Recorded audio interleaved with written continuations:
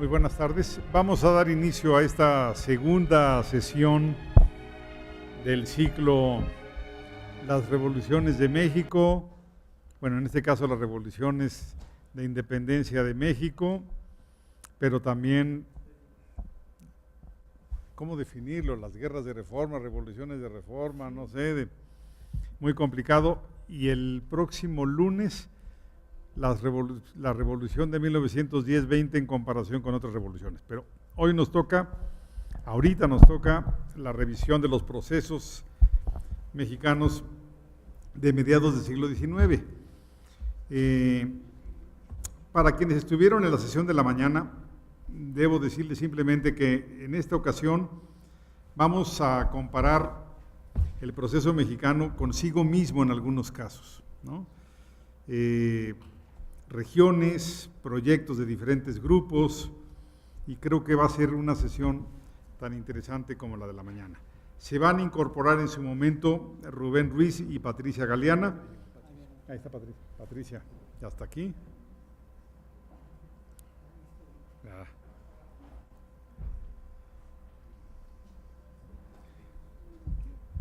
Y como decía en la mañana, Patricia, ahorita te saludamos bien. No solamente se puede comparar con otros países, se puede comparar internamente por regiones, por tiempos, por personajes, por grupos, y este va a ser el tono de la sesión de esta tarde. Vamos a dar inicio con José Antonio Serrano. Igual que hicimos en la mañana, vamos a hacer presentaciones muy rápidas. Lo importante es que ellos son los que hablen, ellos y ellas. Además tenemos otra presión que no tuvimos en la mañana.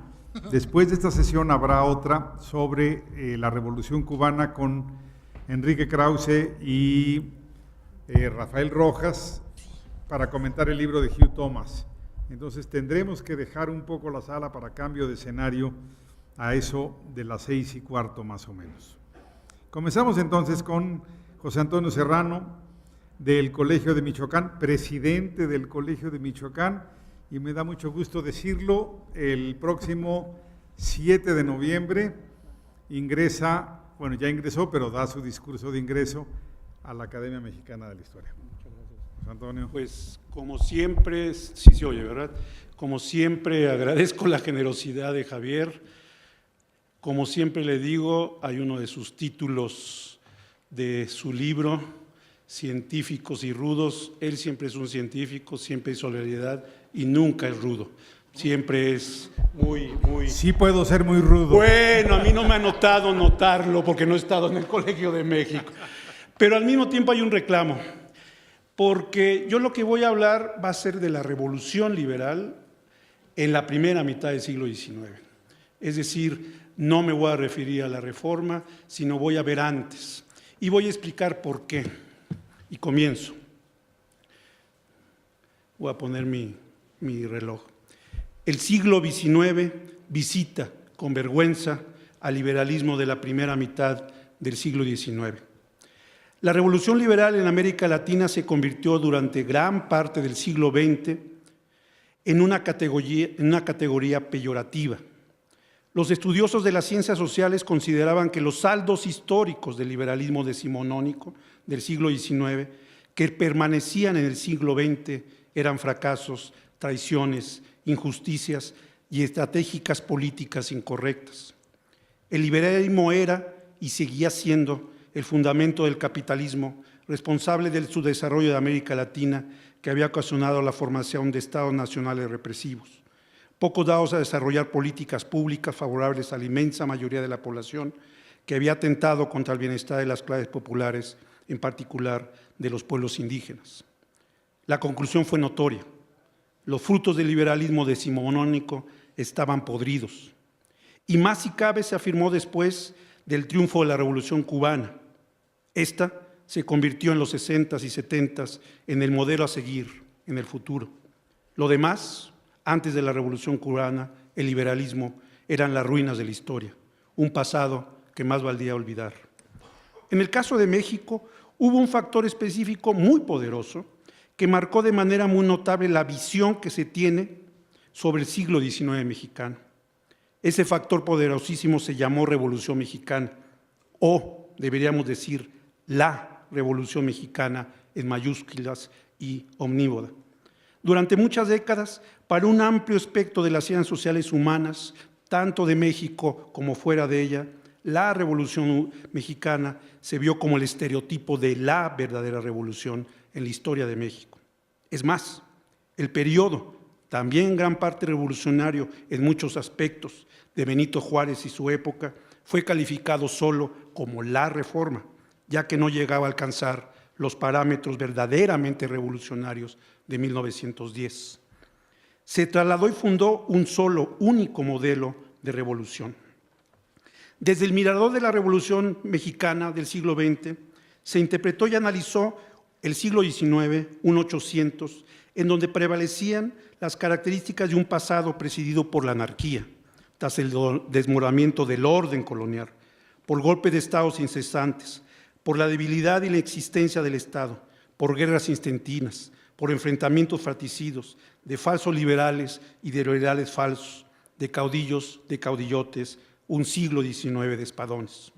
Además, para muchos historiadores de los 50, 60, 70 del siglo pasado, nacionales y extranjeros, el siglo XIX les parecía, y lo interpretaron como tal, como una prolongación de la época colonial, donde se podían apreciar las enormes continuidades del colonialismo español enquistado en el Estado débil, pusilánime, que decía ser liberal, pero que en realidad no era más que una continuidad de la época tardocolonial, que mantenía la mayor parte de la población, sobre todo se hacía hincapié en la vertiente étnica y racial, en la más absoluta pobreza, degradación y exclusión, incluso agravando su situación económica de los indígenas, dado que a las comunidades indígenas, se les había arrebatado sus tierras en desalmadas desamortizaciones liberales que transformaban las tierras de comunidades en propiedad privada.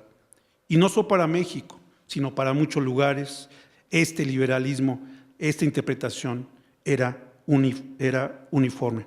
Así, desde el siglo XIX se veía con vergüenza el liberalismo de gran parte del 800 y este proyecto quedó un proyecto fracasado, desprestigiado y antipopular. En cambio, el estudio del liberalismo cobró relevancia a partir de los años 80 del siglo pasado debido a varios acontecimientos, en los que apuntamos en primer lugar los relacionados con la suerte de la visión, el paradigma de la Revolución Mexicana. 3 hechos trascendentales en la historia, en el pasado de México más reciente de la segunda mitad del siglo XIX, cambiaron el rumbo de nuestra perspectiva, tanto como historiadores como de la sociedad, de las interpretaciones de la Revolución Mexicana y con ella de los orígenes del Estado Nacional Mexicano a partir de 1821. En primer lugar, el cuestionamiento de los logros de la Revolución de 1910. En la década de los años 40, 2 insignes representantes del Colegio Nacional, Daniel Cosío Villegas y Jesús Silva Herzog, y con ellos otros más, escribieron de manera crítica sobre el sentido histórico de 1910, al punto que se cuestionaban si la revolución había muerto. Además, fue en este contexto, o mejor dicho, en estos años y alimentado por este contexto intelectual, cuando Cosío Villegas estableció el Seminario de Historia Moderna de México y publicó en 1955 el primer volumen sobre la reforma liberal de Juárez. Cosío rescataba el liberalismo, pero no el de la primera mitad del siglo XIX, sino el de Benito Juárez, y además con una arraigambre memorizadora que le hizo fracasar el porfiriato y, atención, también cuestionaba a la propia revolución. En estos años, 2 textos, 50, 60, 70, que son orígenes de gran parte de lo que estamos nosotros estudiando y la perspectiva sobre el liberalismo, fueron los de Nettle y Benson y Charles Hale. Si en la década de los 40 y 50 los intelectuales se preguntaban si la revolución había muerto, después de 1968, después de la matanza de Tlatelolco, el acta de fusión fue expedida y gritada. La revolución institucionalizada era cuestionada por autoritaria, antidemocrática y ahora represiva. 1968 significó en este sentido un cuestionamiento general del PRI, de los logros de la revolución, de la institucionalidad de la revolución, pero sobre todo del pasado mexicano. el gran tema del siglo XX es la Revolución Mexicana. Lo demás son ramalazos hacia otros periodos. Fue en ese momento, con el cuestionamiento de la Revolución Mexicana, que entonces el siglo XIX se empezó a ver distinto. Sin duda, el deslave, la reducción del paradigma de la Revolución Mexicana fue importante. Y en este cambio de perspectiva, el liberalismo empezó a resurgir como propuesta viable del futuro, al cual no fue ajena la historiografía. Saltando rápidamente, en el caso de México, en los años 80, con la transición política, incluso los intelectuales de izquierda comenzaron su interés por las instituciones liberales. Ante la caída del muro, pero sobre todo, estaba en relación con la elección de 1988 y la candidatura de Cuauhtémoc Cárdenas. Ahora, lo que importaba era empezar por qué y cómo, cuándo, y sin esos problemas deberíamos de instituir a las principales instituciones del liberalismo: división de poderes, congresos, elecciones, ayuntamientos. Así, la crisis del sistema autoritario mexicano y la consiguiente puesta en marcha de la transición política de finales de los años 80 favorecieron una nueva versión del pasado liberal en México, pero también en América Latina, no solo en México. En el caso de América Latina, incluido México, fueron la caída de las dictaduras, lo que sin duda pusieron en la agenda de todos nosotros las instituciones liberales. Si en 1975 Lorenzo Meyer, historiador y politólogo mexicano, se quejaba de que el tema de la democracia era una carencia evidente, 1975, era una carencia evidente en la teoría y en las investigaciones de las ciencias sociales, el mismo tema, la democracia, se volvería omnipresente a partir de los años 80. Lo que importaba era pensar la construcción de las instituciones democráticas y los temas adjuntos más importantes, como la relación entre instituciones representativas y grupos sociales o políticos, o para utilizar el concepto que se convirtió en canónico, en masivo, la sociedad civil.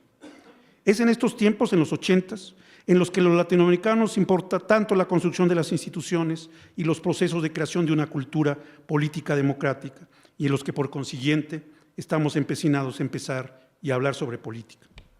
El liberalismo. Pero este liberalismo es latinoamericano. Y en ese sentido, es importante destacar que no solo los mexicanos, los historiadores, los pensadores, hemos cambiado nuestra perspectiva sobre el liberalismo decimonónico. Lo interesante para mí es que otros grupos de académicos latinoamericanistas que trabajaban como profesores en otros lugares de Europa y Estados Unidos también han cambiado sus perspectivas sobre la historia del liberalismo del siglo XIX en México. En particular, los historiadores que trabajan en instituciones de Estados Unidos y Gran Bretaña, y eran ellos, sus antecesores y ellos mismos, los que habían reproducido la leyenda negra del liberalismo decimonónico, atrasado, elitista, sin nada. Y este, para mí, es un punto de partida importante que hay que recordar. Pero a partir de los años 90, los estudios del liberalismo se empiezan a considerar como centrales también para pensar el presente desde el pasado. Y entonces es cuando se empieza a ver al liberalismo que no nada más fue una cuestión de continuidad en otros medios de las jerarquías y de las clases sociales, que había sido, a final de cuentas, solo epidérmico, sino que había sido, y ese es el cambio, había sido disruptor. El liberalismo no era solo una cosa del pasado, sino que había tenido un presente muy fuerte. Mucho se ha discutido sobre los modelos constitucionales y los lenguajes políticos que marcaron la legislación mexicana en la primera mitad del siglo XIX. Es omnipresente la idea de que la Constitución de Estados Unidos es el referente. No es cierto. Lo que estamos seguros, y lo hemos estudiado, es que la Constitución de 1812, los decretos de las Cortes en Cádiz y Madrid y el nuevo lenguaje que va a introducir el liberalismo gaditano fueron los principales referentes seminales de los diputados de las asambleas provinciales de 2023 y sobre todo de los congresos constituyentes de los estados a partir de 1823-24 y de las primeras legislaturas después de 1825. Es decir, el liberalismo garitano era el liberalismo de referencia. Y tuvo, y a eso es lo que voy a dedicar estos últimos momentos, a cómo sí el liberalismo tuvo una importancia y un elemento central en el cambio del antiguo régimen, como ahora lo llamamos, colonial, a la nueva república liberal. Para ello, me centro en 4 aspectos centrales de toda organización política y administrativa. Primero, los ayuntamientos. Los que estuvieron hoy en la mañana, agradezco mucho que me permitieron ahorrar mucho de lo que voy a decir, porque me voy a centrar sobre todo a partir de 1820. Los ayuntamientos, las milicias cívicas, las elecciones y los impuestos, hacienda, fuerza, representación y organismos locales. Estos fueron los principales elementos. Y lo primero que hay que decir es que el liberalismo gaditano establece reformas fiscales que van a ir en contra directamente de la Real Hacienda. Es más, podemos con varias palabras y conceptos muy claros decir que se pasa a partir de la Constitución de Cádiz de la Real Hacienda a la Hacienda Pública. Las reformas fiscales son temas centrales que nos permiten contrastar la influencia del liberalismo garitano en los poderes legislativos y en la realidad de este México. Entre 1820 y 1828, la legislación gaditana y oceanista fue el referente a seguir o a denostar para buena parte de los diputados de los estados. En particular, hay un elemento que va a marcar de manera que ya no haya retorno con el antiguo régimen, que es la nueva reforma fiscal que se establece. Según la Constitución de Cádiz, en su artículo 339, señalaba: las contribuciones se repartirán entre todos los españoles con proporción a sus facultades, sin excepción ni privilegio. La gran mayoría de los diputados de las Cortes de 1813-1814 habían logrado que se aprobara un impuesto sobre la renta y sobre las personas. La base de la hacienda pública que establecía en la Constitución de Cádiz serían los causantes como personas físicas, desenmascaradas, o como diría un diputado, en pelotas, de privilegios, fueros y excepciones. Estaban desnudos frente al fisco. Los diputados liberales esperaban que este impuesto sobre la renta personal ayudara a que la hacienda pública organizada por las Cortes de Cádiz desplazara lo más rápido posible a la estructura tributaria del antiguo régimen. Un cambio, conviene insistir, cualitativo, revolucionario. Las esperanzas de los liberales se basaban en que el impuesto sobre las personas promovía la puesta en marcha de 3 principios diametralmente opuestos a las bases de funcionamiento de la Real Hacienda. En primer lugar, la generalidad impositiva. Todos los ciudadanos, sin excepción ni privilegio alguno, debían pagar la contribución directa. La palabra clave es todos. El antiguo régimen, en la época colonial, se fundamentaba en la excepción de los contribuyentes aforados, privilegiados, frente a las imposiciones. Había indios que pagaban tributo, pero no alcabalas. Había españoles y mestizos que pagaban alcabala, pero no tributo.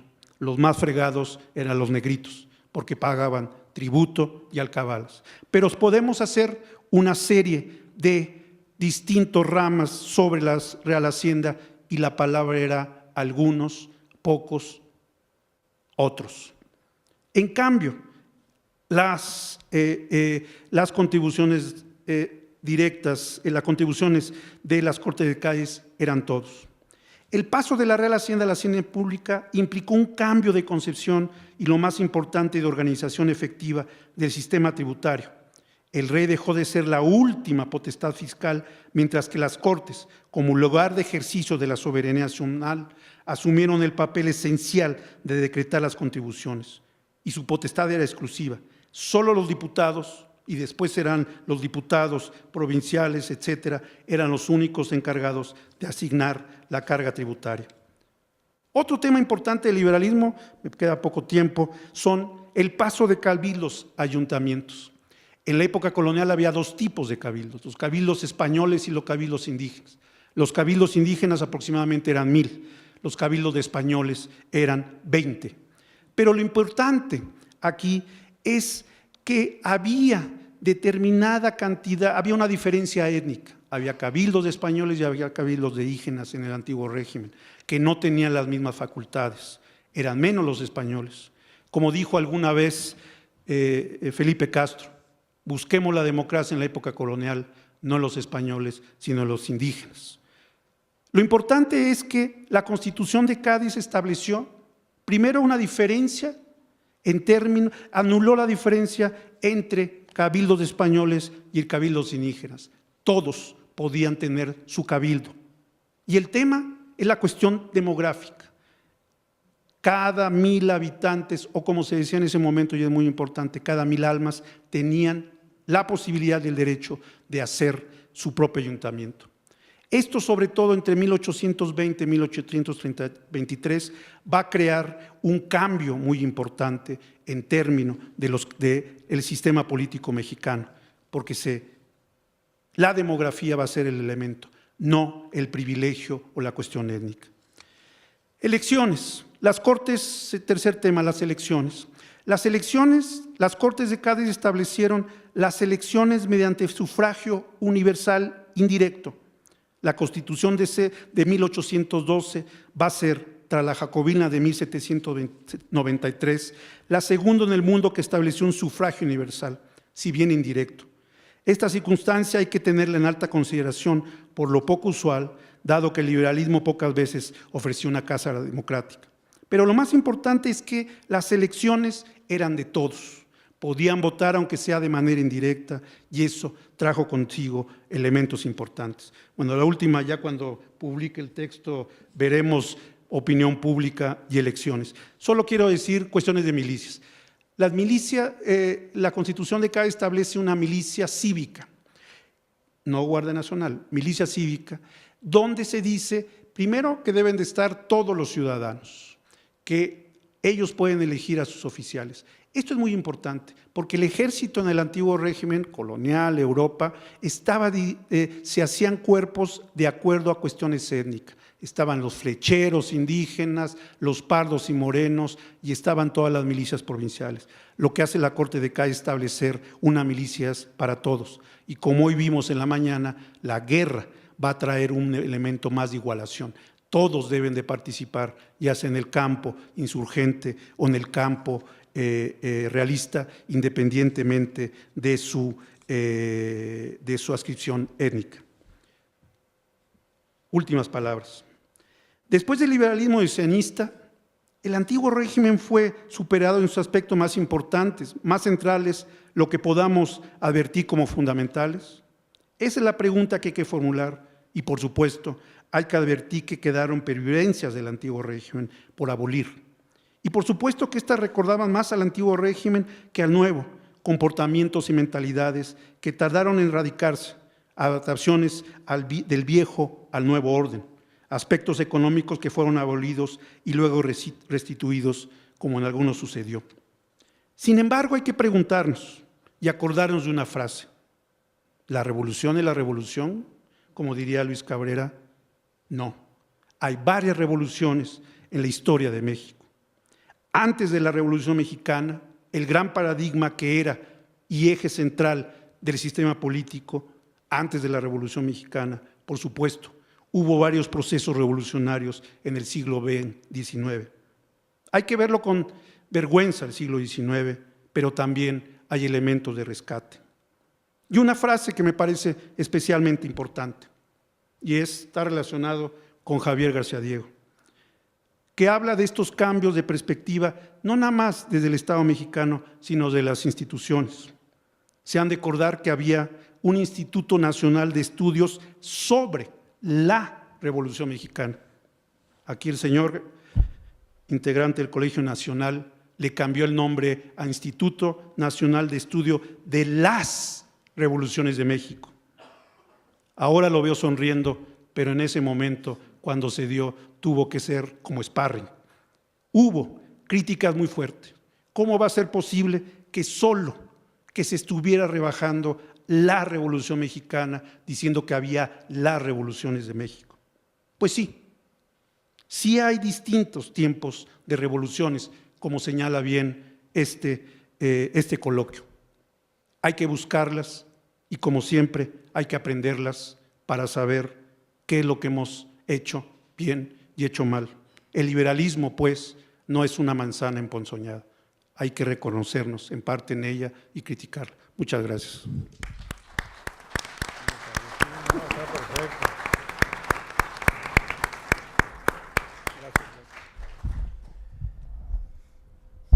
Bueno, pues José Antonio Serrano, yo creo que atinó con uno de los objetivos de este coloquio, no del que me tocó a mí organizar como miembro del colegio, sino de todo el colegio. Hay revoluciones científicas, hay revoluciones sociales, hay revoluciones artísticas. En México, que es una característica de este país a diferencia de otros de América Latina, hemos tenido muchas revoluciones de todo tipo, por lo menos en los siglos XIX y XX, a ver cómo nos va en el siglo XXI. Yo que he estudiado una de las 3 principales revoluciones, ya no quisiera que hubiera más, pero bueno, eso nunca se sabe. Creo que es un gran tema, así, plantearnos esta posibilidad, y efectivamente los 3 momentos, yo lo resumiría así: los 3 momentos, independencia, reforma y revolución, han sido fundacionales y nos han dado la posibilidad de ser del México del siglo XX. Tenemos esas 3 improntas, esas 3 características, incluso pueden ser contradictorias. Claro. El proceso más liberal de primera mitad del siglo XIX con un proceso estatista de principios del siglo XX, pero bueno, eso somos nosotros y debemos asumir nuestra historia y nuestra naturaleza. Para seguir discutiendo con este tema, yo hubiera querido que llegara Rubén Ruiz, porque trae otro tema muy importante, que es ¿por qué solo en México hubo guerra de reforma, a diferencia de otros países de América Latina? Bueno, en Cuba hubo guerras de independencia más o menos simultáneas, pero no es precisamente lo mismo. Ojalá llegara y se incorporara.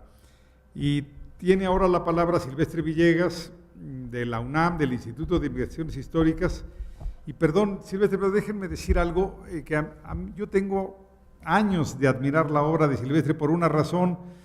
En México estudiaban a los liberales puros y luego, como curiosidad, a los conservadores, a los reaccionarios, pero muy pocos estudiaban a los moderados. Y a mí me parece que tal vez ahí esté el secreto de la construcción del México de nuestros días. Silvestre, el micrófono es tuyo.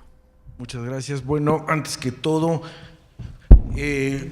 agradecer al doctor García Diego por la invitación a presentar unas palabras en este muy importante Colegio Nacional, y darles las gracias a ustedes, público aquí presente, por estar aquí este sábado. Bien, se me pidió que hiciéramos de alguna manera, y ya estamos sentados en este debate, esto acerca de las revoluciones. Yo lo he titulado así de manera muy general: posturas revolucionarias, conservadores y liberales mexicanos a mediados del siglo XIX, y quisiera hacer una aclaración. En el siglo XIX, en época de Santa Anna, en época de Comonfort, en época de Benito Juárez, un movimiento revolucionario no necesariamente es del Che Guevara o de Kim Il-sung o de algo así. O sea, un movimiento revolucionario es un programa muy de avanzada, muy progresista, pero también cuando se levanten armas Tomás Mejía o cuando hay algún cuartelazo, es un movimiento revolucionario. Entonces, lo que yo voy a tratar de hacer en estos 20 minutos, a ver si me da tiempo, es hacer una comparación de estas diferencias y de afinidades entre estas personas que se han llamado y que la historiografía los ha dividido entre liberales radicales, liberales conservadores, reaccionarios, conservadores plenos o monarquistas. Y para ello me voy a basar fundamentalmente en 2 documentos, uno conservador y uno liberal. El conservador es la carta que Lucas Alamán le escribió a Santa Anna unos días, unos cuantas semanas antes de que llegara a México. Esto es el 23 de marzo de 1853, y por parte de la versión liberal moderada está el Plan de Ayutla reformado en Acapulco. No el Plan de Ayutla, sino el Plan de Ayutla reformado en Acapulco del 11 de marzo de 54. Entonces voy a tratar de hacer estas diferencias entre uno y otro. Bien. ¿Cómo surge, por qué surge esta Carta de Santa Anna? ¿Cuál es el marco histórico? Mire, piensen esto. Primero, tiene a la vuelta de la esquina la derrota frente a los Estados Unidos del 48, donde se pierden un montón de cosas, territorios, casi la vergüenza, etcétera, etcétera. Pero luego, muy cercano a la carta, tiene un proceso que es el siguiente. El presidente constitucional Mariano Arista enfrenta una revolución, un cuartelazo, y renuncia. Es presidente constitucional, es de los pocos presidentes que es resultado de una elección. Lo va a sustituir, de acuerdo a la Constitución, como presidente interino, el titular de la Corte de Justicia, que es Juan Bautista Ceballos. Juan Bautista Ceballos se da cuenta de la gran oposición que había tenido el legislativo y procede a disolver al legislativo, que estaba en ese momento en 2 cámaras.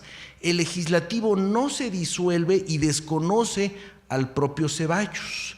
Ceballos obtiene el respaldo de los militares, lo reinstalan en la presidencia interina, pasan los días y Juan Bautista Ceballos quiere hacer algunas reformas, quiere tocar un poco los privilegios de los militares, y los propios militares de la Ciudad de México lo quitan del poder y ponen al general Lombardini, pues ya no es ni presidente interino ni sustituto, no, sería como encargado del despacho, y está un par de meses hasta la llegada de Santa Anna, que Santa Anna va a ser su última administración.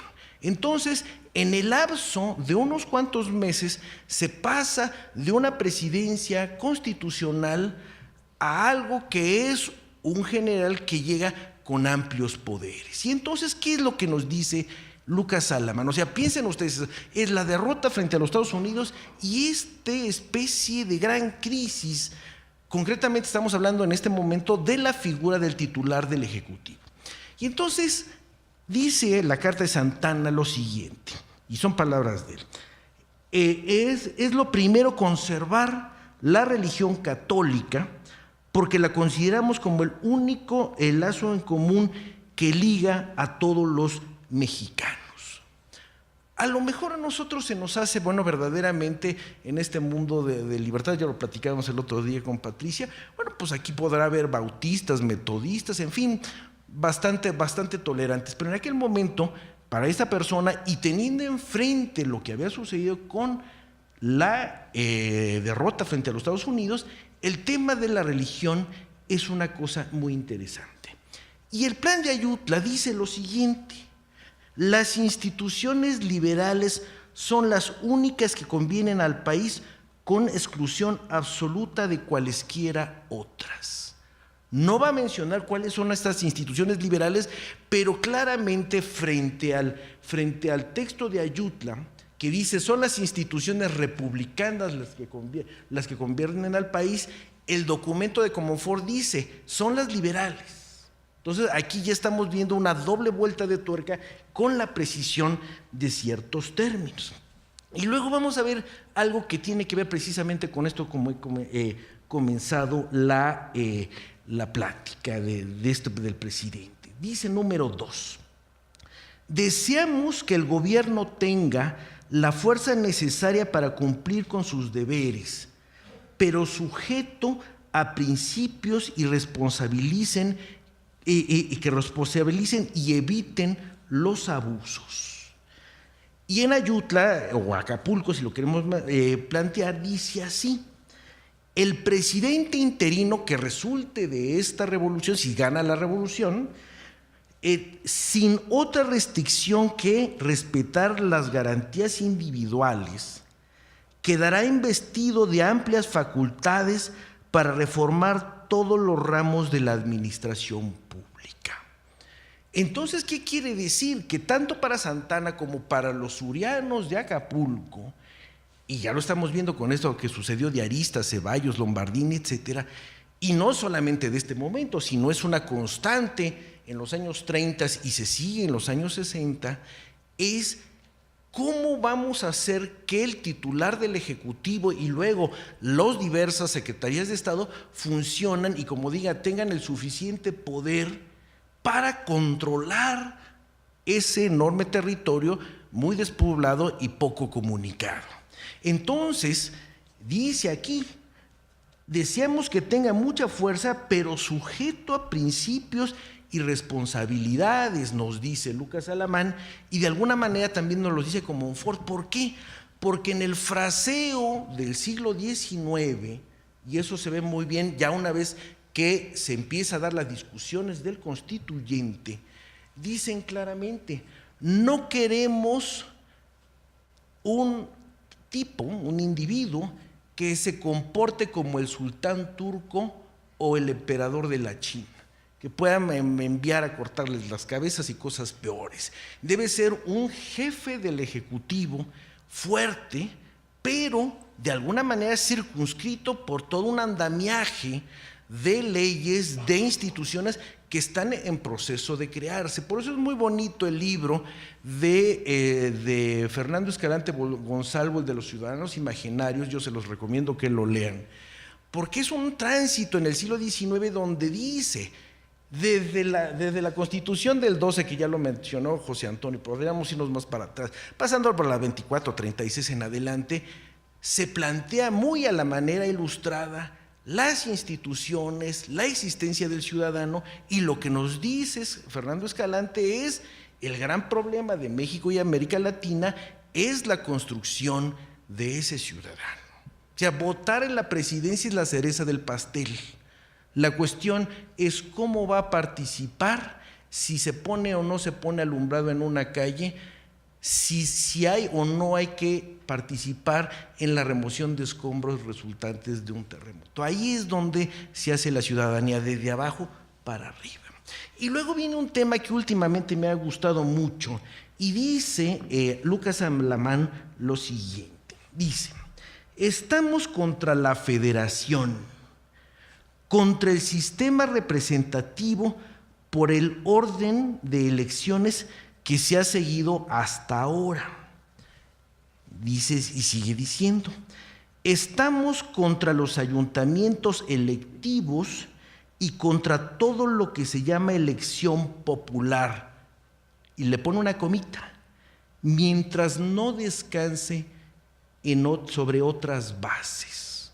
Entonces, si nosotros hacemos una lectura,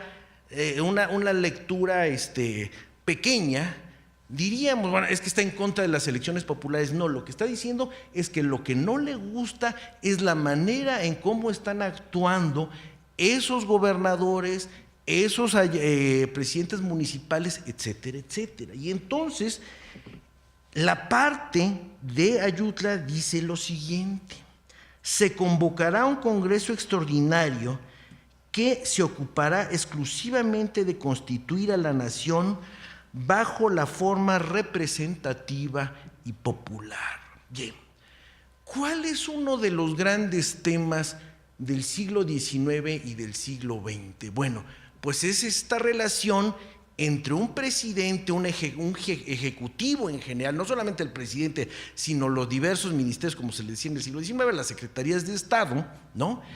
Y esa relación que va a tener ese gobierno, sea bajo el régimen federal o sea bajo el régimen centralista, esa relación de poder entre el gobierno de la ciudad, que está en la Ciudad de México, y los diversos, gobernadores que pueden estar en las diversas entidades. O sea, en época santanista o en época de Benito Juárez, Santana, Comonfort, Benito Juárez y hasta el propio Porfirio Díaz, hasta más o menos el año de 1888, el gran problema es ¿cuál es esa relación que tengo con Juan Álvarez? ¿Cuál es esa relación que tengo con Santiago Vidaurri? ¿Cuál es esa relación que tengo con Naranjo en Tamaulipas? ¿Cuál es esa relación que se da no solamente a nivel de el gobernador o cacique estatal, sino que hay diversas entidades donde son diversos personajes los que dominan una determinada región. Pensemos el caso de Guerrero. Está Juan Álvarez, pero también está Nicolás Bravo y está Florencio Villarreal, y son 3 personajes de poder en una sola entidad. Entonces lo que nos está diciendo Lucas Alamán es: no queremos ese federalismo tal y como se está manejando en 1853, ¿no? Y entonces cabría que nos preguntáramos: ¿tenemos la formalidad desde 24 o el día de hoy de un federalismo? Claro, si me dicen México es una república federal, sí. Busquen ustedes, compren aquí afuera su última versión de la Constitución, y México, los Estados Unidos mexicanos, es una república federal. Pero ustedes, más o menos parafraseando a Lucas Alamán, ¿estarían contentos con todas las rapacerías que hacen los gobernadores, por mencionar nada más a Javier Duarte? O sea, es una república federal, sí, pero ¿cómo se comportan esas autoridades estatales o esas autoridades municipales? Entonces eso llama la atención. Sigue diciendo Lucas Alamán, porque es una preocupación que está presente no solamente en Lucas Alamán, debemos de decir, lo pongo en esta carta, pero es una discusión que está en Tadeo Ortiz, que está en Mariano Otero, etcétera, etcétera. Dice: creemos necesaria una nueva división territorial que haga olvidar la actual forma de los estados y facilite la buena administración. Hace unos cuantos días estábamos presentando un libro publicado por el INERM, que era la legislación del Segundo Imperio, y platicaba yo de 3 artículos que tocaban los temas de Guerrero, de Guanajuato y de Sonora, y cómo se da la división del Segundo Imperio Mexicano. Entonces desaparecen los estados y se crean departamentos muy a la francesa, y por decir algo, Sonora se convierte, la Sonora, como se va a llamar en ese momento, se convierte en los departamentos de Álamos, de Arizona, una Arizona mexicana, y Sonora también. Entonces vemos que hay esa preocupación por cuáles son estos elementos que van más allá de la política, pero que están presentes, que es cómo se comunican, dijimos, cuáles son las vías de comunicación en estas entidades, ¿no? Y sobre todo lo que se plantea de si esa división en entidades políticas más pequeñas hace más fácil su manejo y su administración. Piensen ustedes que la intendencia de la Ciudad de México era verdaderamente enorme, y cómo a partir de los años republicanos, en los 20, en los 30, en los 40, se le van quitando porciones. Entonces el estado de Guerrero va a quitarle una porcioncita, el hoy estado de Hidalgo le quita otro pedacito, el estado de Morelos le quita otro pedacito, y también en el norte del estado de Veracruz también tiene que quitarse. Entonces, por ejemplo, en una tesis muy interesante se planteaba cuál es el nexo de afinidad, cómo puede haber este control político entre gente que vive en Tulancingo y gente que está prácticamente en la costa pacífica, cuando todavía no existe el estado de Guerrero. Entonces, ahí lo que nosotros tenemos es la división territorial, se plantea no solamente como una cuestión geográfica, sino que tiene que ver lo mismo con las comunicaciones que con el control político. Bien, ya casi. Finalmente, plantearemos lo siguiente. Así como comenzamos diciendo que la carta de Lucas Alamán no planteaba la religión católica como el único lazo, el plan de Ayutla no trata absolutamente nada de religión, lo plantea como un punto omiso, pero viene el siguiente 6º punto, que se refiere a otro de estos elementos, que es el ejército, y dice así la carta de Santana: pensamos que debe haber una fuerza armada en número competente para las necesidades del país. No estamos hablando del gran... Ese es el gran problema. Lo tuvo Juárez, lo tuvo. Después de los grandes problemas vamos a tener que licenciar mucha gente, porque las necesidades del país hacen, y bueno, no solamente las necesidades, el presupuesto de los gobiernos no puede con un gran ejército. Entonces, las necesidades del país, siendo una de las más esenciales la persecución de los indios bárbaros y la seguridad de los caminos. Y nos dice el plan de Ayutla reformado en Acapulco: debiendo ser el ejército el defensor de la independencia y el apoyo del orden, el gobierno interino cuidará de conservarlo y atenderlo, lo cual demanda su noble instituto. Y ahí es un poco lo que decía el doctor García Diego en esta última parte de los moderados, de que lo que se plantea en estos documentos del liberalismo moderado hace que se pueda lo mismo interpretar que lo está defendiendo un poco como que lo está olvidando otro tanto. O sea, ni dice vamos a acabar con el ejército, ni dice vamos a apoyarnos totalmente en ellos.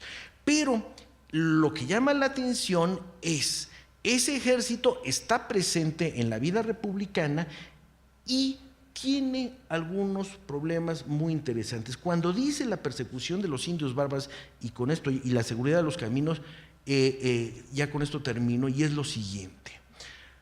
Uno de los últimos momentos en el siglo XIX donde hay verdaderamente una oposición entre el gobierno mexicano y el gobierno de los Estados Unidos es en 1878-79, porque el gran problema de las correrías de los indios a los dos lados de la frontera y el robo de ganado hacen que haya una serie de reclamaciones muy, muy fuertes del gobierno de los Estados Unidos, y le dicen a Porfirio Díaz: o los pones en cintura y mandas ahí, dijéramos, pones a funcionar las guarniciones que están del lado mexicano, o puede haber el peligro de una intervención y nosotros enviamos a un ejército que combata a estos grupos de indios bárbaros, como se les llama en el siglo XIX. O sea, las presiones, y eso es un tema que seguramente se ha tocado aquí o se tocará en otros temas, esa relación México-Estados Unidos nos define como país, no podemos estar fuera de ello. Y el otro,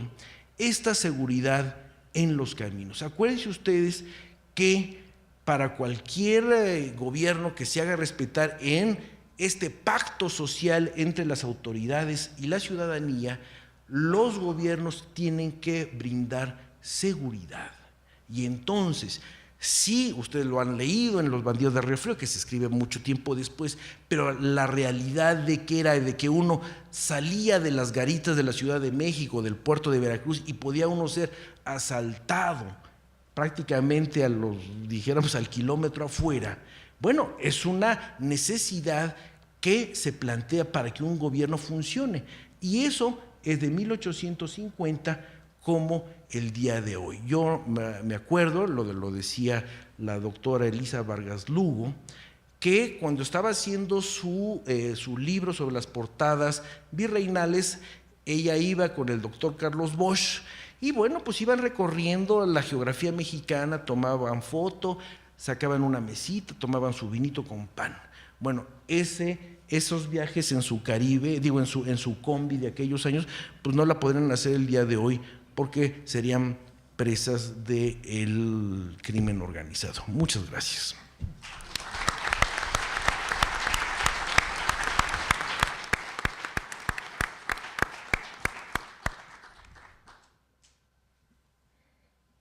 Pues sí, la historia siempre enseña. Así como hoy tenemos negociaciones comerciales y presiones fronterizas con Trump, al llegar Porfirio Díaz a la presidencia, tuvo esas negociaciones con Estados Unidos sobre el paso en persecución de forajidos al otro país. Porfirio Díaz logró que fuera un reconocimiento mutuo, o sea, que pudieran pasar fuerzas de ambos países a perseguir a los delincuentes que se refugiaban en el otro. Creo que pasaron como 200 norteamericanas a lo largo del porfiriato y ninguna mexicana. Pero en fin. Pues sí, la diferencia. ¿Y regresaron? Se quedaban unas horas. No, pero estaba limitado el número de millas y el número de horas que pudieran quedarse. En fin, la historia de verdad nos enseña día con día, y gracias, Silvestre, por traernos estos temas. Pues ahora Rubén Ruiz nos va a hablar, yo no sé si la pregunta estuvo bien formulada, ¿hubo guerras de reforma en otros países de América Latina? Y si las hubo o no las hubo, ¿por qué? Rubén Ruiz, de la UNAM, del Centro de América Latina de la UNAM.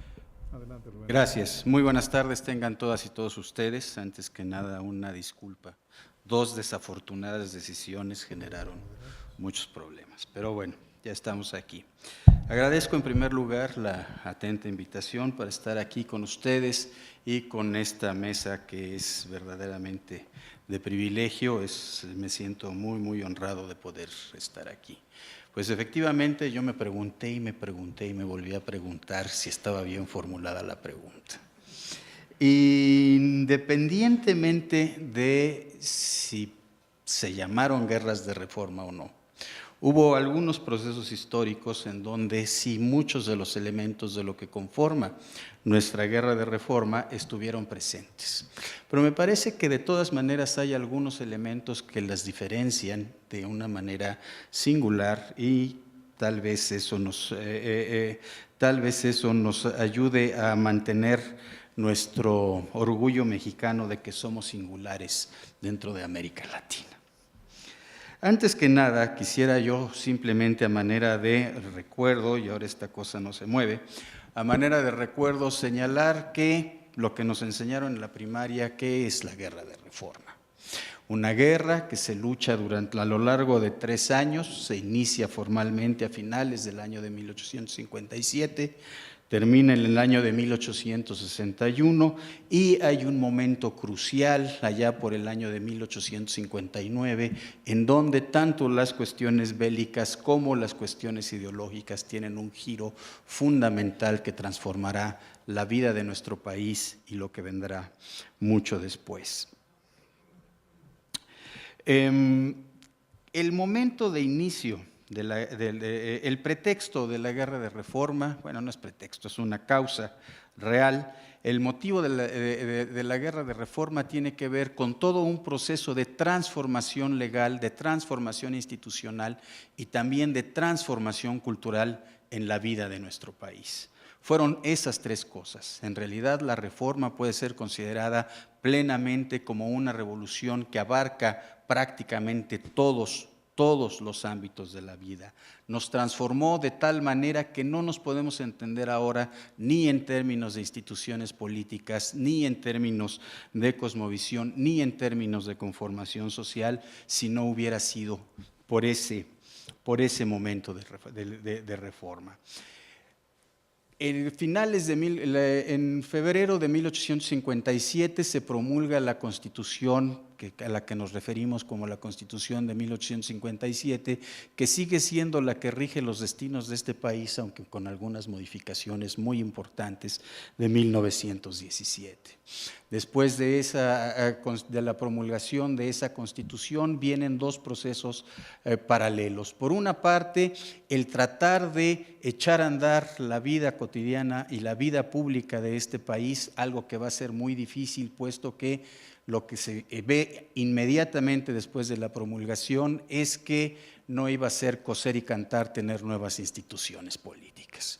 En realidad, había un enorme número de mexicanos que no estaban conformes con lo que se había marcado ahí. Y me parece que son 2 o 3 elementos muy importantes en ese sentido. Por una parte, el modelo, la institucionalidad política que se establece, la idea de contar con una república, pero con una república federativa, exactamente lo contrario de lo que Lucas Alamán está planteando en esa carta a Santa Anna. En primer lugar, insisto, una república federativa, un gobierno general del país que está dividido ya de una manera clásica en 3 distintos poderes, aunque se da una preeminencia fundamental al poder legislativo, que es el que se considera que representa realmente la voluntad del pueblo, y un poder ejecutivo muy débil. Y otro elemento muy importante y que se va a convertir en digámoslo de alguna manera, el motivo central, el motivo más visible de esta lucha, que tiene que ver con un proceso, por una parte, de secularización del poder político. ¿Y qué queremos decir con secularización? Estamos hablando fundamentalmente de que las instituciones, de que el ejercicio del poder político se remitirá a la soberanía del pueblo, a la voluntad del pueblo, frente a una idea que aún parece estar dentro de esta Constitución, de que la divinidad y los agentes de la divinidad en la tierra, es decir, los ministros de culto, la iglesia institucional, tienen algo que decir acerca de la vida pública, acerca de la vida política en el país. Son esos tres elementos, me parece a mí, muy importantes. Ahora bien, los mismos diputados que promulgan esta Constitución hacen un énfasis central. Toda institución política debe tener un sentido. ¿Y cuál es ese sentido? Proteger los derechos de la ciudadanía, proteger a todos y todas las integrantes de la sociedad en sus derechos básicos, en sus derechos fundamentales, que van desde el respeto a la vida humana en su conjunto, el rechazo a la esclavitud, hasta una serie de libertades que pasan por el pensamiento, que pasan por la conciencia, que pasan por el movimiento, que pasan la movilidad, que pasan por la educación. Son todos estos elementos los que se están conformando. Pues bien, a finales de 1857, un núcleo de mexicanos, una parte del ejército, se pronuncia en contra de esta Constitución. ¿Por qué? Porque dicen no hay posibilidades reales de que se gobierne, porque no está respaldando lo que la población, lo que los mexicanos están solicitando. Un actor muy importante en todo este proceso de cuestionamiento de la Constitución de 1857 será la Iglesia Católica. Y me atrevería yo a decir que es la parte de la sociedad mexicana que expresa de una manera más articulada, de una manera más precisa, lo que son cuestionamientos acerca de esta Constitución. El rechazo viene desde la cabeza de la Iglesia Católica, que se está reconformando en Europa en ese momento, que es un papa muy famoso que ya había visitado América en la década de 1820 como miembro de una misión diplomática enviada por el Papa en los años 20, si mal no recuerdo, Gregorio XVI, y Pío IX rechaza completamente la Constitución del 57. Dice que esa Constitución y toda la legislación que está a su alrededor, y esto es un elemento importante, la legislación reformista empieza desde el año de 1855, quitando una serie de elementos, de privilegios a comunidades, a las comunidades, sean estas indígenas, sean políticas o sean religiosas, quitando el arancel para el pago de las ceremonias religiosas y quitando algunos de los fueros en general y atacando en ese sentido a la Iglesia Católica. Y todavía, bueno, vendrá más a lo largo de la Guerra de Reforma. Insisto, quien más articuladamente rechaza esta Constitución será la Iglesia, en la voz de Clemente de Jesús Munguía, obispo de Michoacán, quien ha tenido ya algunos alcances, que ya ha tenido algunas confrontaciones con algunos elementos del núcleo liberal, y quien dirá que se rechaza totalmente. Hay dos razones fundamentales. Una, para la creación de esta Constitución, para la aprobación de esta Constitución, no se ha dado un lugar especial a la Iglesia Católica, y dice: estos señores están alegando que debe haber libertad y que debe haber igualdad, y están haciendo a un lado a la institución más importante que existe en el país. El otro elemento que él cuestiona de una manera muy importante tiene que ver con todas esas libertades. Argumenta en contra de la libertad de conciencia, por supuesto, argumenta en contra de la libertad de expresión, argumenta en contra de la libertad de pensamiento, en fin, muchos elementos más están siendo cuestionados por este obispo. La guerra, como todas las guerras, lo que generan es polarización. Esta guerra, que se inicia, insisto, finales de 1857, alcanzará un momento muy importante en 1859. ¿Por qué? Porque el gobierno constitucional, el gobierno que está defendiendo la vigencia de la Constitución, el encabezado por Benito Juárez, que está refugiado en Veracruz, ese año promulgará una serie de leyes, una serie de elementos que llevarán todavía más allá el proceso, por una parte, de creación del Estado Nacional y por otra parte, restando a la Iglesia Católica otros elementos significativos. En contra de la Iglesia Católica, dentro de esas leyes hay dos elementos muy importantes. La nacionalización de los bienes de la Iglesia, ahí sí directamente es un acto de guerra, es un acto en contra de quien ellos piensan está financiando a sus enemigos, y por otra parte la ley que establece la libertad de cultos en este país. Ellos argumentan que eso permitirá generar una sociedad verdaderamente igualitaria. No ahondaré mucho más en este sentido y llegaremos al final de esta guerra planteándonos que realmente se está generando ese cambio al que ya hice referencia. ¿Qué es lo que está sucediendo en América Latina en el mismo momento? Lo que está sucediendo es un proceso de reconformación nacional en prácticamente todos los países continentales de la región. Un proceso que tiene más o menos las mismas características del proceso mexicano. Un par de bandos, en uno de esos bandos, aquellos que han asimilado, han asumido una serie de ideas que se supone conducirán a tener una sociedad más abierta, una sociedad más libre, una sociedad que impida que termine, mejor dicho, con una serie de privilegios que algunos grupos de la sociedad tienen, todos estos englobados en el concepto de liberales, y estamos hablando de prácticamente todos los países del continente, tal vez con excepción del Brasil, que en ese momento, aunque sí hay un cierto liberalismo, está bastante más estable, puesto que ha habido un proceso de transición en el cual la corona de Portugal se ha trasladado al Brasil y se ha generado una dinámica un poco diferente. Procesos entonces de reconformación nacional. Procesos en los cuales, por una parte, se están peleando cuál es el mejor modelo, el modelo ideal para el funcionamiento de la sociedad. Nuevamente, este choque de si será república, eso casi no hay duda, pero esta será central o será federal. Curiosamente, en el caso mexicano, la opción será por el federalismo, mientras que en la enorme mayoría de los países de la región, la opción será por una república, pero una república centralista. Ese es un elemento muy importante.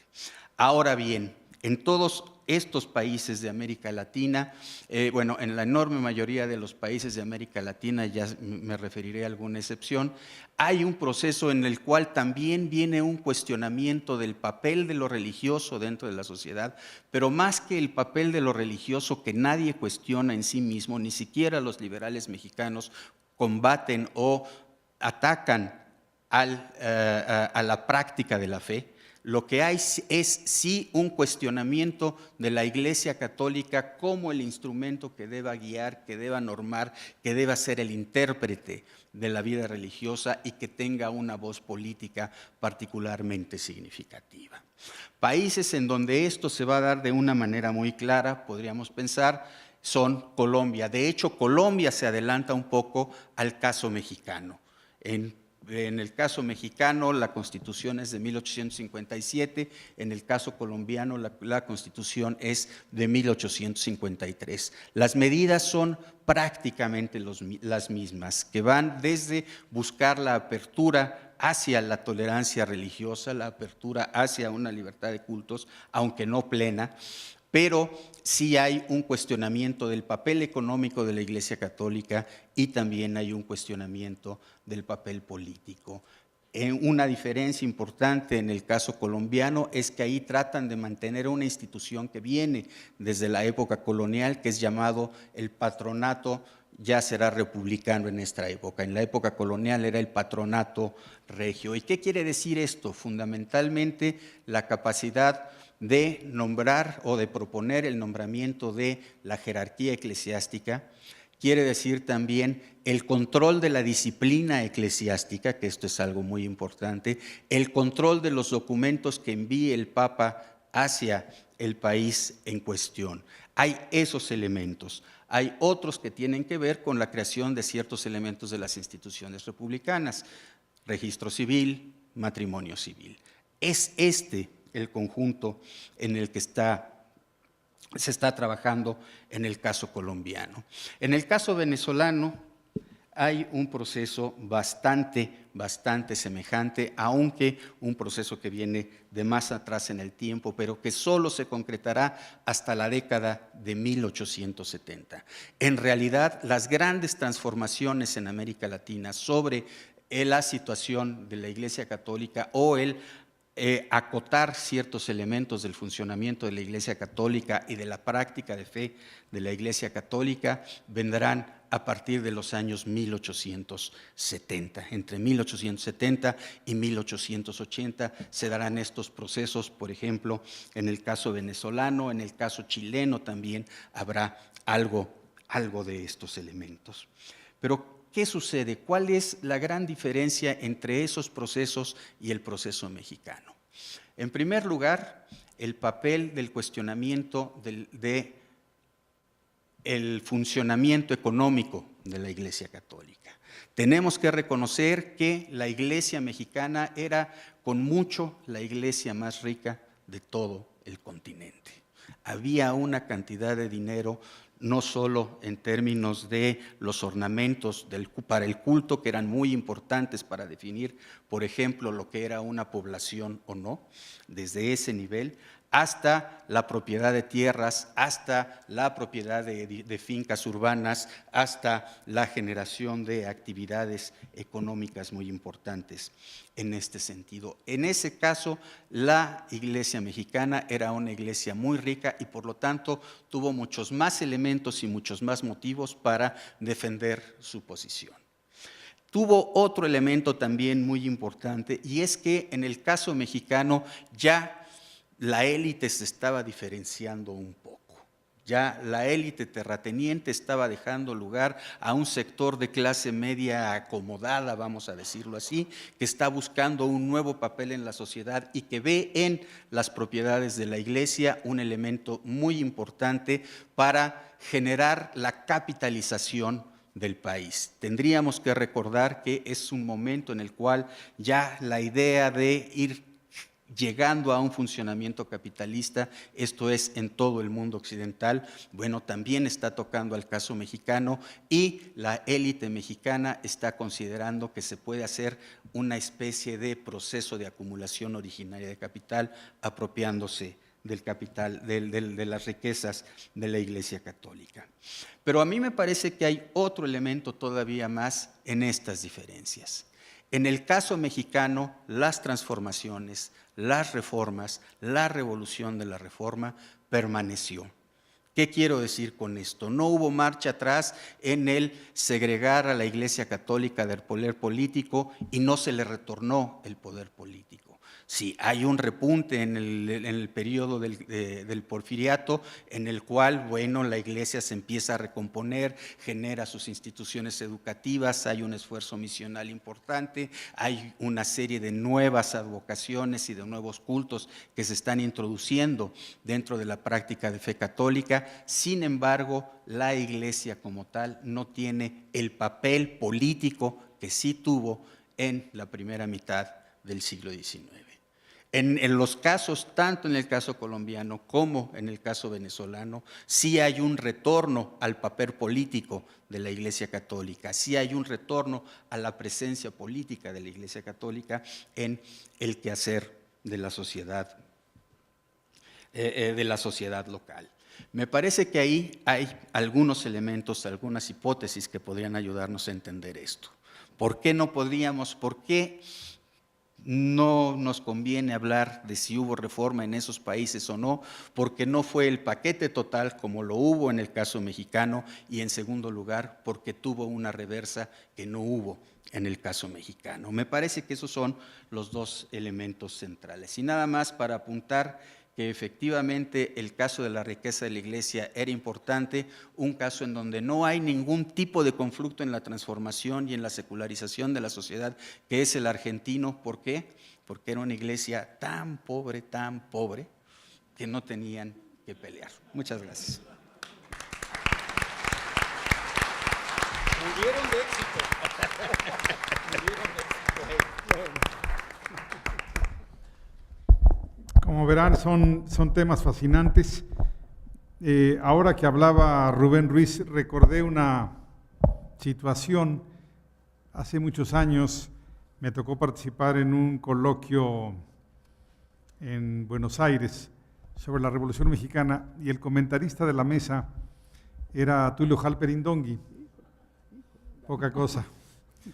Y me acuerdo que al final dijo, ay, qué chistosos, después de que terminé yo de hablar, dijo, ay, qué chistosos los mexicanos, siempre creen que son excepcionales. Yo le dije, bueno, don Tulio, pues no seremos excepcionales, pero Revolución Mexicana en la primera mitad del siglo XX en América Latina, solo la nuestra. Y bueno, no seremos excepcionales, pero creo que Juárez y Maximiliano no hubo más en América Latina. Si en la mañana tuvimos una mesa donde hubo, voy a hablar historiográficamente, varias generaciones y todas muy profesionales y con enorme continuidad, pero también con enriquecimiento de una tras otra. En esta mesa hay una cosa que de verdad llama la atención. Ustedes a lo mejor no lo saben, pero antes en México, hasta hace no muchas décadas, cuando había un tema de la reforma, que quienes escribían sobre ello eran o masones o religiosos, o sea, no había más, ¿no? Y bueno, pues los resultados no eran precisamente promisorios, y si se hacía historia militar, tenías que ser militar, o sea, que se atreviera un civil a hacer historia militar. Bueno, pues después de Rubén Ruiz, ahora le vamos a dar la palabra a Bernardo Ibarrola, que se ha dedicado a hacer historia militar en los últimos años, siendo, hasta donde yo entiendo, civil. A ver, hay que verle la cara. Buenas Bernardo. tardes. Muchas gracias. Si no lo fuera, seguramente me arrestarían por el corte de pelo. Bien, voy a comenzar. Primero tengo que agradecer, por supuesto, el honor de tomar la palabra en el Colegio Nacional. Y junto con ese honor, la distinción de hacerlo porque Javier García Diego me considera su interlocutor. Para mí es una verdadera distinción. Por ello acepté jugar en una cancha ligeramente distinta a la que estoy acostumbrado. En los años 60 hablaban de estos temas o masones o proclericales, y ahora hablan algunos despistados, como yo. Javier me pidió una comparación militar entre la guerra de independencia y la guerra de reforma, y yo lo obedezco siempre. Pero para cumplirle, decidí no acatarlo, porque me parece que es más sugerente que comparar estos dos momentos, establecer las continuidades que hay entre los dos tiempos e incluso sugerir que forman parte de un mismo proceso. El texto que voy a leer, para no pasarme en el tiempo, se llama Ideas sobre la guerra en México entre 1810 y 1860. Durante los minutos que vienen, voy a proponer algunos rasgos generales de una explicación sobre la historia militar de México entre septiembre de 1810 y diciembre de 1860, el lapso que va del Grito de Dolores a la victoria de González Ortega en Calpulalpan. Esta explicación parte del supuesto de que la sucesión interminable de rebeliones, pronunciamientos, azonadas, escaramuzas, cuartelazos, sitios, bloqueos, batallas y aún ciertos aspectos de las guerras internacionales forman parte en realidad de un mismo proceso, una guerra civil que arrancó, sí, con la rebelión de Hidalgo, pero que continuó mucho tiempo después de concluido el proceso de independencia en 1821. Después aún de la victoria de los liberales sobre los conservadores y de los republicanos sobre los monarquistas, que persistió incluso durante la República restaurada y que no concluyó sino a mediados de la década de 1880. Guerra civil. Si se sigue la definición básica del diccionario de la lengua, la guerra civil es la que tienen entre sí los habitantes de un mismo pueblo o nación, queda claro que se define por contraste con las guerras internacionales, en las que se enfrentan dos o más naciones, o más precisamente, dos o más organizaciones estatales. En las guerras civiles, dos o más grupos armados se disputan el control de la misma organización estatal. Según algunos trabajos de sociología política, las guerras civiles suelen ser conflictos armados sin reglas o con menos reglas que las guerras internacionales. Curiosamente, además de para caracterizar los conflictos intra- o subestatales, el concepto guerra civil se utiliza también para explicar enfrentamientos masivos y supraestatales. El polémico estudio de Ernst Nolte sobre el choque entre el nacionalsocialismo y el bolchevismo en Europa durante la primera mitad del siglo XX, de este asunto se tratará también en estos seminarios, gira en torno del concepto de guerra civil europea, es decir, del enfrentamiento de grandes organizaciones internacionales que pretendían imponer cambios radicales de organización política y económica de la sociedad. La guerra civil como componente de la revolución mundial. Si bien es sugerente pensar en las revoluciones liberales de principios del siglo XIX como una revolución mundial organizada, parece forzar un poco la evidencia. En cambio, extrapolar la primera definición de guerra civil, la más contemporánea, que tiene que ver siempre o casi siempre con el control, la fundación o la disolución de estados nacionales, puede ser útil para el ámbito hispanoamericano del siglo XIX en general y el mexicano en particular. En él, cierta cantidad de grupos, conformados de manera heterogénea, se disputa el control del territorio, la población y sus recursos, y va conformando diversas organizaciones que a veces cuajan en estados, pero a veces no.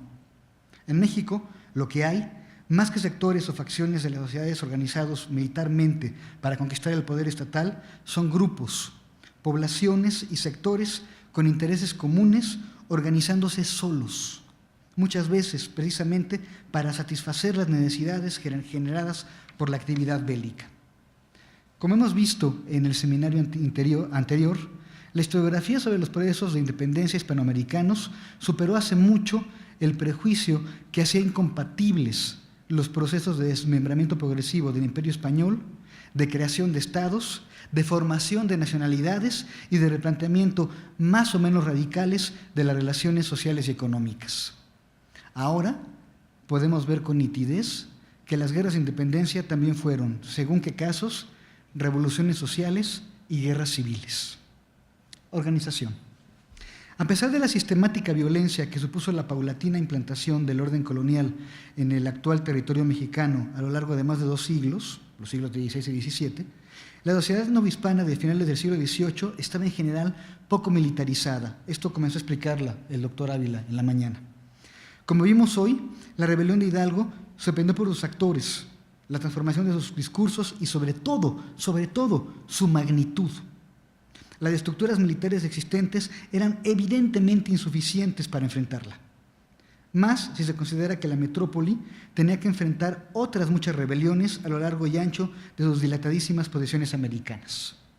En efecto, entre 1811 y 1819, la corona española envió a América a poco menos de 45,000 soldados.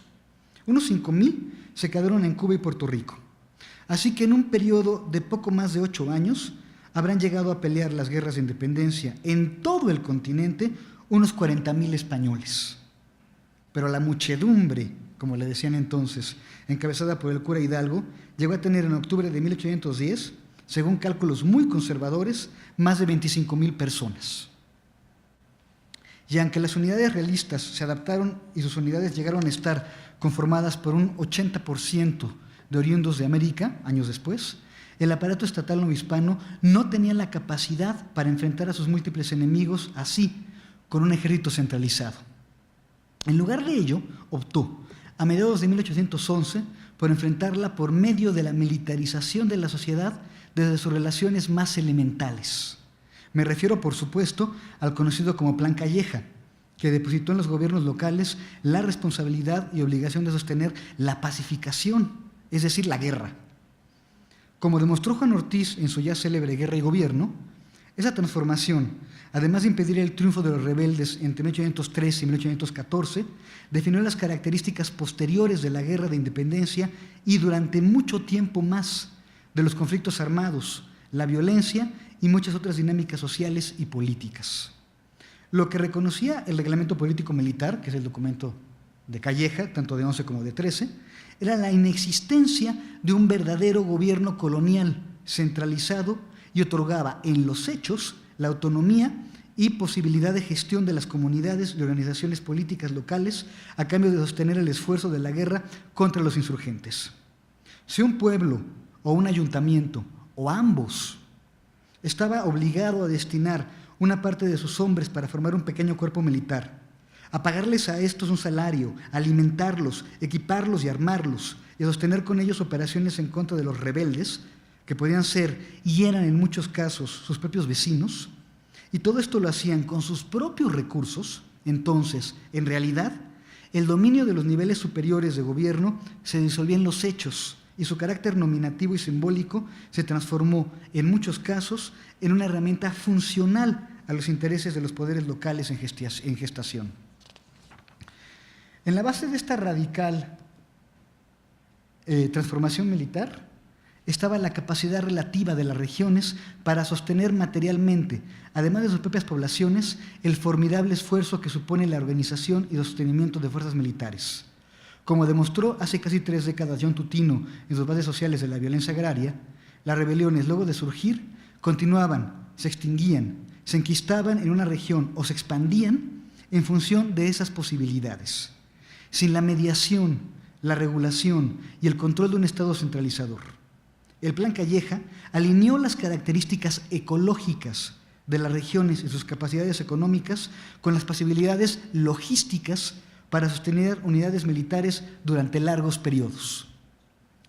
A pesar de lo que establecieran las leyes generales y las ordenanzas militares, prácticamente no existían instituciones ni mecanismos que, según la racionalidad de los estados modernos, sistematizaran la obtención de recursos y de su organización para la guerra, que contaran con mecanismos para proveer de manera sostenida dinero, comida, armas, municiones, equipo y atención médica a las fuerzas militares y que pudieran, gracias a ello, contar con su lealtad política en tiempos de paz y con su obediencia en tiempos de guerra.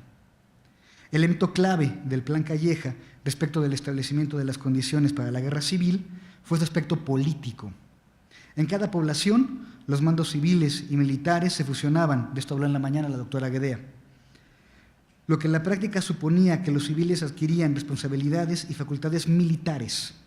Por otro lado, estas unidades, destinadas a contener, a pacificar en sus respectivas regiones y no a desplazarse a otras, tuvieron desde el principio diferencias esenciales respecto de los ejércitos formales. Quienes las comandaban, sus oficiales, eran electos por los propios soldados y no impuestos por una burocracia militar que no podía imponer criterios de educación, linaje o experiencia, en tanto tampoco era capaz de satisfacer las más evidentes necesidades materiales de las unidades. Han dado los años, ya como país independiente, con muchos trabajos, las unidades políticas intermedias, como las gubernaturas estatales, podían nombrar a los jefes superiores de esas corporaciones en un permanente proceso de negociación con los poderes locales. Ni hablar, en cambio, de que el gobierno nacional pudiera disponer de esas fuerzas según sus propias necesidades. La tesis de licenciatura de un tal José Antonio Serrano, convertida en un libro que utilizo siempre en clase, El contingente de sangre, lo demuestra con toda crudeza. Aparejadas con este proceso y ligadas de manera indisoluble con los poderes locales y regionales, surgieron las milicias, que se transformarían al calor de la guerra con los Estados Unidos en guardias nacionales. Actrices principales de la historia, no solo militar del país, sino organizativa y política, como sugirieron hace años algunos trabajos de Alicia Hernández y quedó sólidamente argumentado en el estudio de Luis Medina sobre las guardias nacionales neolonesas.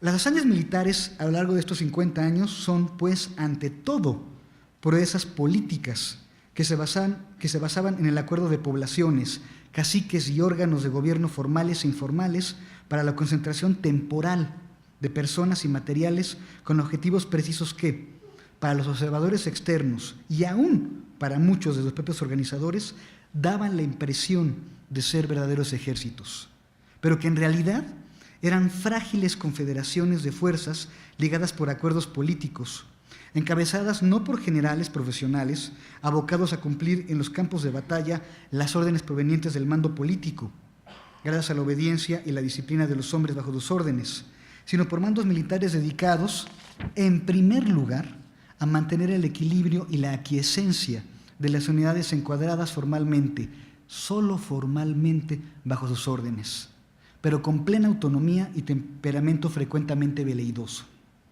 Las historias de organización de fuerzas militares ante las amenazas extranjeras, entre 1846 y 1848 y 1862-1867, y de sus actuaciones militares dan muchas evidencias de ello.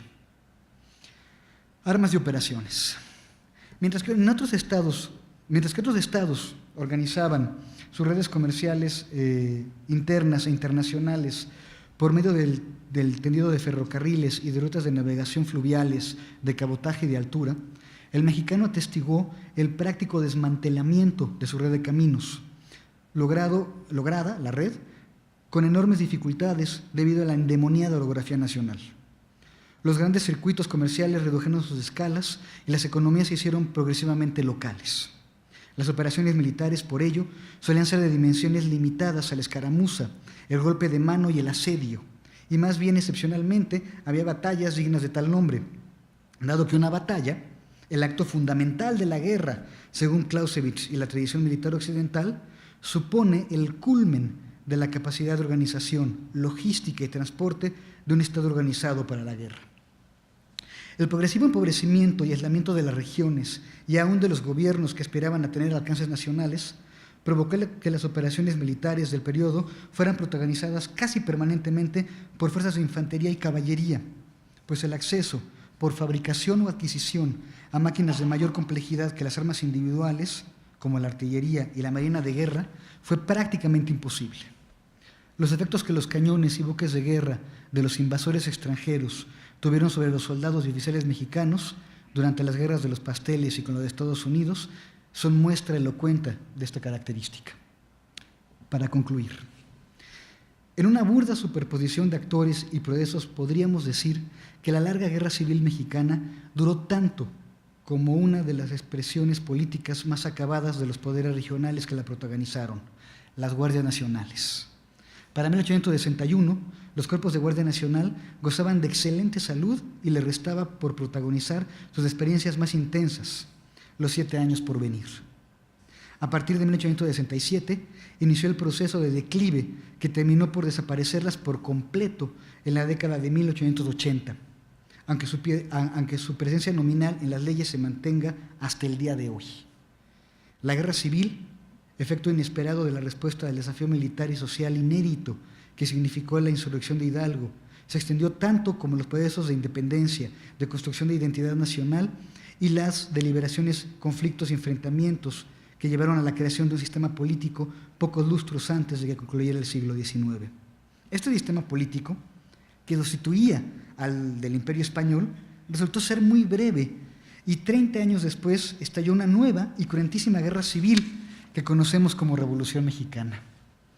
Una comparación entre esta guerra civil y la anterior de la que he hablado sería un ejercicio revelador, que tal vez sugeriría que no hubo 2 guerras civiles, sino una, de más de un siglo de duración. Esta comparación, sin embargo, sería harina de otro costal y materia de otro seminario. Por su atención, muchas gracias.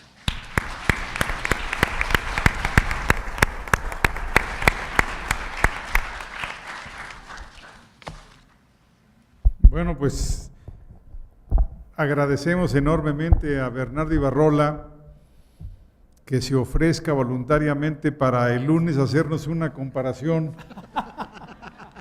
sobre la situación bélica del siglo XIX y la Revolución Mexicana. Bienvenido, Bernardo, de verdad te hacemos espacio el lunes.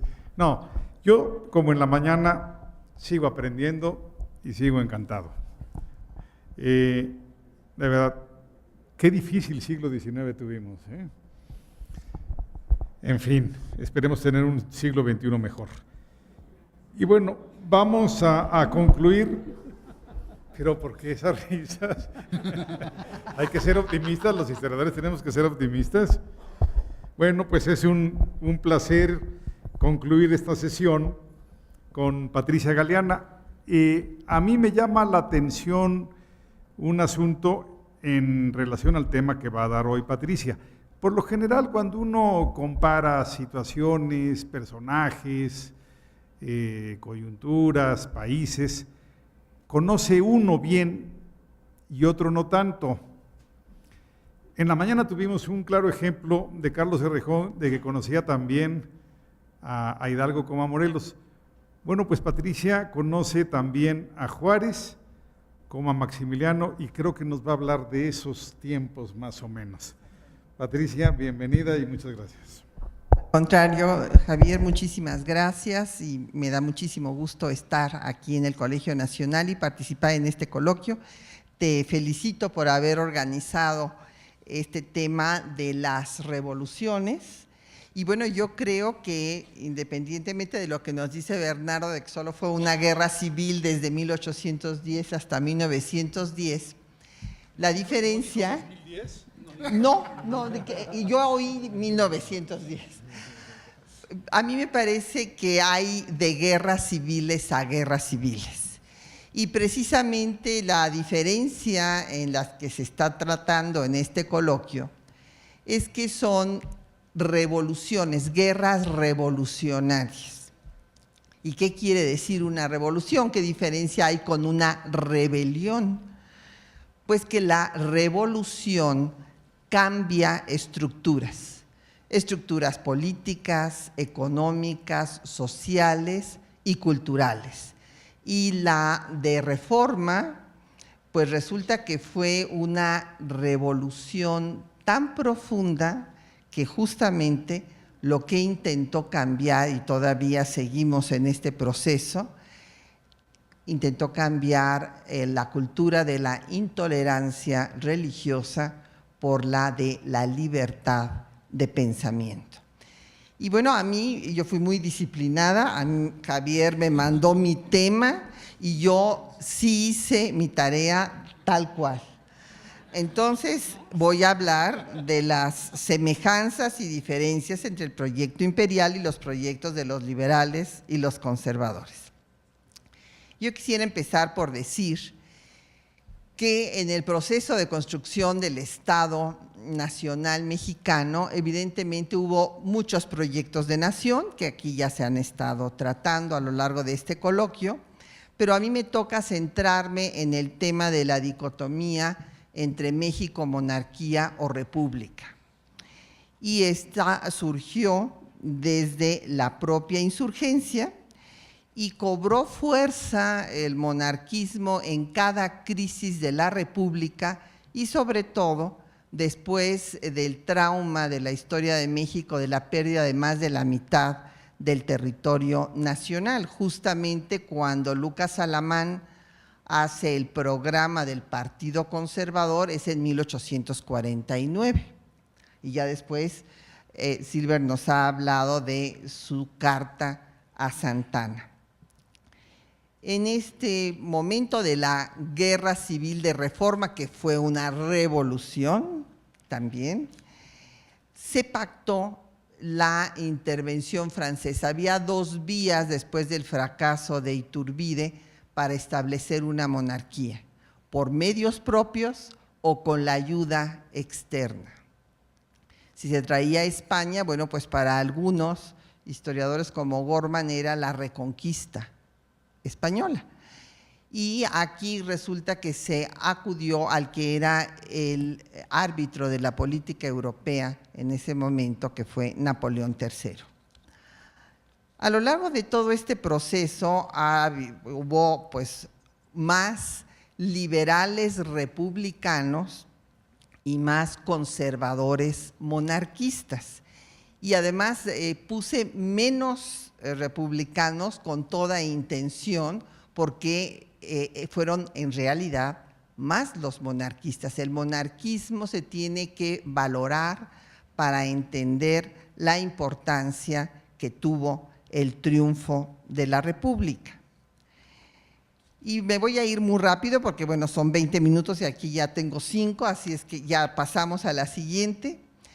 El imperio de Iturbide, que no siguió la línea revolucionaria de Hidalgo y Morelos, sino que fue un producto de una negociación para lograr la paz, pues resulta que fracasa porque no cumple lo prometido en el Plan de Iguala y en los tratados de Córdoba, que era invitar a un miembro de la casa reinante española, los Borbones, y entonces disuelve el Congreso y se levantan en armas los antiguos insurgentes y fracasa este primer imperio. Pero eso no quiere decir que desaparezca la idea de que la monarquía puede darle estabilidad a México y que puede ser la solución para los problemas del país. Entonces, esta idea de monarquía continuará y habrá múltiples intentos monárquicos, no voy a hablar aquí de todos.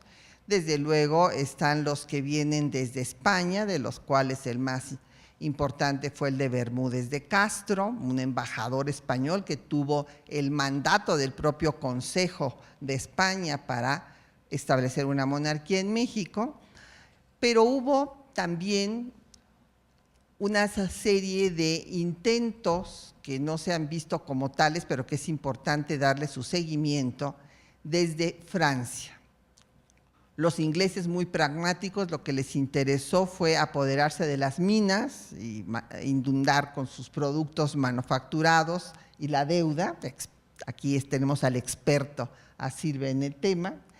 Y los Estados Unidos lo que querían era territorio, y los franceses lo que querían era intervenir en América y ponerle un dique a los Estados Unidos. Y justamente esta idea de Maurice de Talleyrand fue planteada desde, bueno, ya ven que Maurice de Talleyrand fue canciller, lo mismo que de la monarquía que de la república, la planteó desde Napoleón I y va a ser retomada por Napoleón III, con el apoyo, desde luego, y el llamado de los monarquistas mexicanos.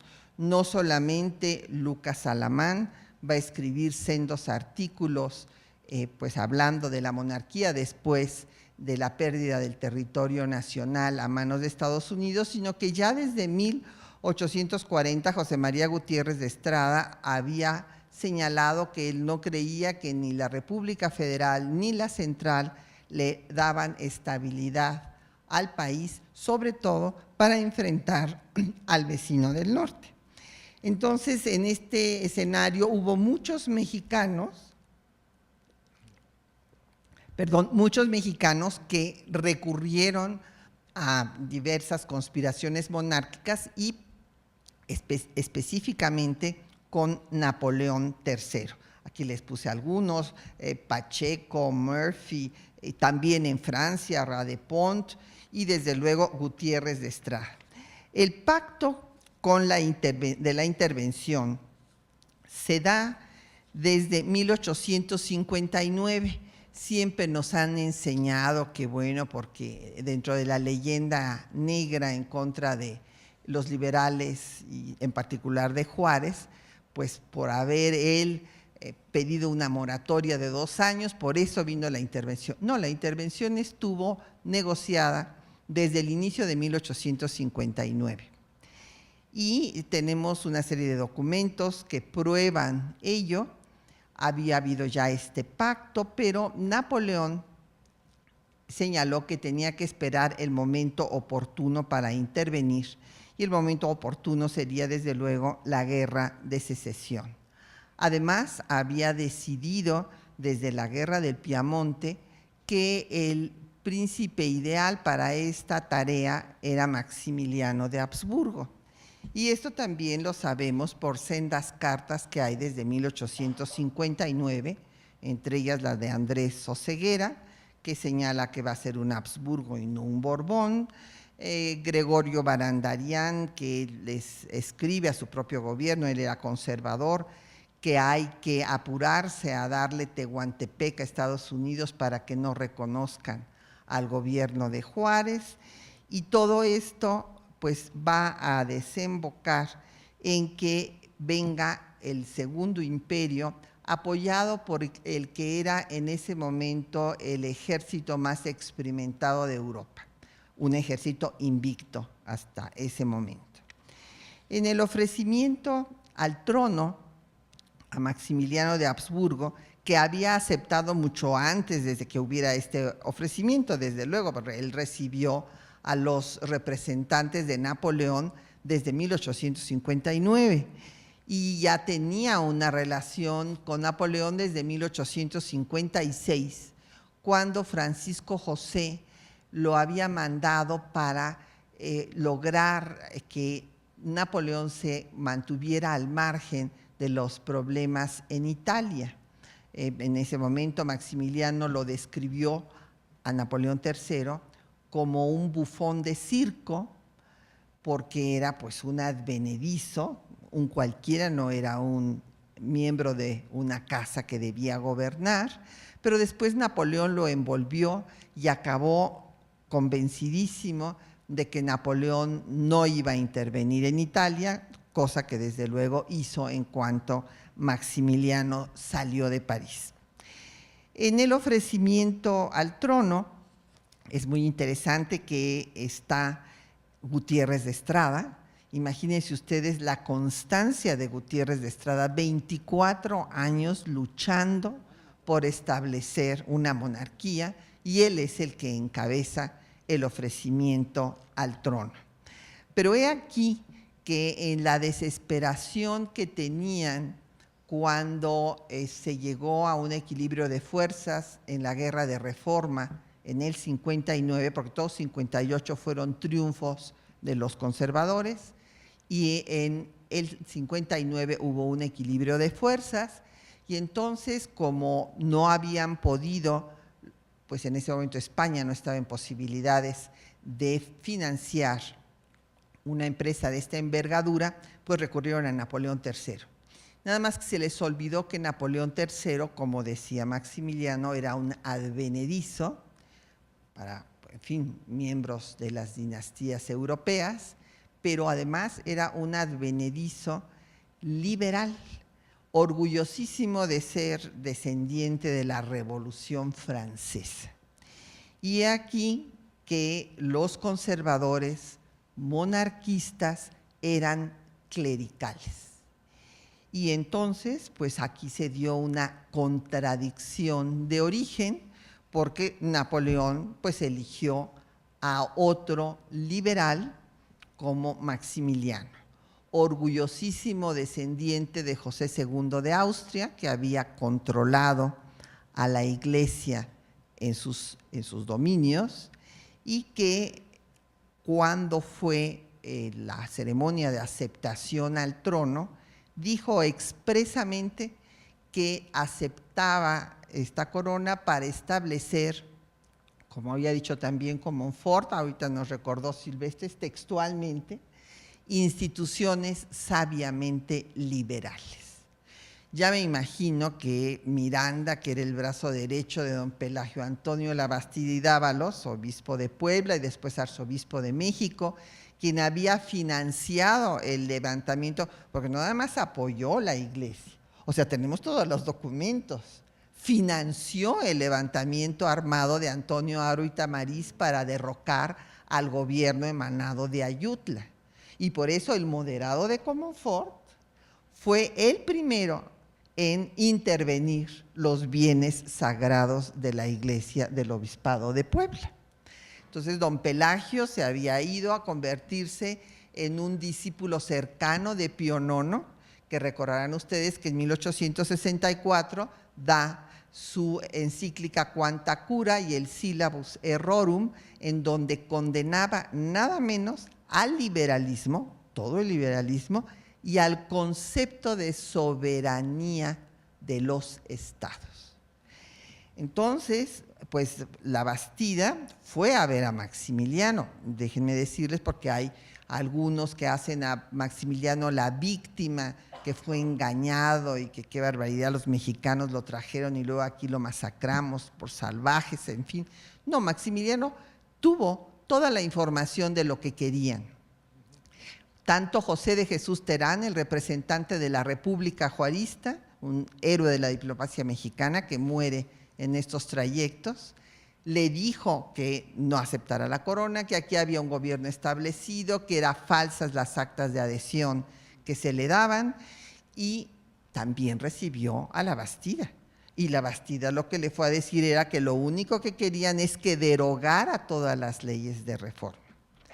Pero he aquí que Maximiliano, que tenía además a un gran asesor político, Leopoldo de Bélgica, que inclusive se inventó al reino, imagínense ustedes si no iba a ser inteligente para asesorar políticamente en ese momento, pues todos ellos consideraban que tenían que hacer lo que había recomendado Leopoldo von Stein, un socialista utópico de moda en Austria en tiempos de Maximiliano, que señalaba que los gobernantes tenían que estar por encima de todas las facciones y gobernar para todos.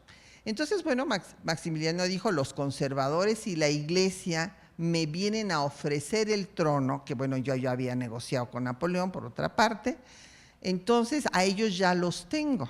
A los que me interesa conquistar son a los liberales puros. Porque él se identificaba con los liberales puros. En sus cartas admira a Juárez.